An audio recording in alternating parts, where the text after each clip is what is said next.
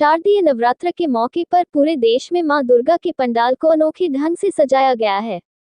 बहुत जगह तो ऐसे ऐसे मंदिर का रूप दिया गया है कि लोग केवल मंदिर रूपी पंडाल को ही निहारते हुए रहते हैं।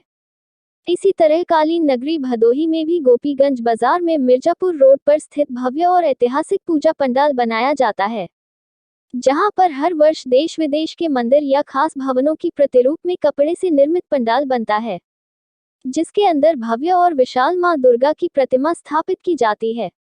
इसी तरह इस वर्ष भी गोपीगंज में श्री रंगनाथ मंदिर के प्रतिरूप का पंडाल बना है और सप्तमी के दिन भदोही के डीएम गौरांग राठी और पुलिस अधीक्षक डॉक्टर मीनाक्षी कात्यायन समेत पुलिस और प्रशासन के तमाम अधिकारियों ने पूजा पंडाल का निरीक्षण किया और मां दुर्गा का दर्शन भी किया। गोपीगंज के इस पंडाल में लाखों की संख्या में दर्शन करने आते हैं। गोपीगंज के इस पूजा पंडाल में भदोही जनपद के अलावा आसपास के जनपद के लोगों की भारी भीड़ देखने को मिलती है। गोपीगंज का ये पूजा पंडाल भदोही जिले का सबसे प्रसिद्ध पंडाल है। आइए जानते हैं कि इस बार जिस मंदिर की प्रतिरूप बना है उसका क्या धार्मिक महत्व है। पौराणिक कथाओं के अनुसार वैदिक काल में गोदावरी नदी के तट पर गौतम ऋषि का आश्रम था। उस समय अन्य क्षेत्रों में जल की काफी कमी थी। एक दिन जल की तलाश में कुछ ऋषि गौतम ऋषि के आश्रम जा पहुंचे। अपने यथाशक्ति अनुसार गौतम ऋषि ने उनका आदर सत्कार कर उन्हें भोजन कराया, पर इन ऋषियों को उनसे ईर्ष्या होने लगी। उर्वर भूमि के लालच में ऋषियों ने मिलकर छल द्वारा गौतम ऋषि पर गौ हत्या का आरोप लगा दिया तथा उनकी संपूर्ण भूमि हथिया ली।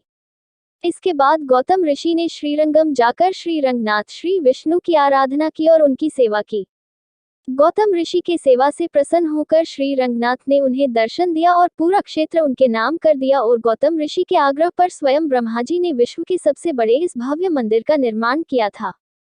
भगवान श्री राम के वनवास काल में इस मंदिर में देवताओं की भगवान राम के द्वारा पूजा की जाती थी और रावण पर श्री राम की विजय के बाद मंदिर और देवताओं को राजा विभीषण को सौंप दिया गया।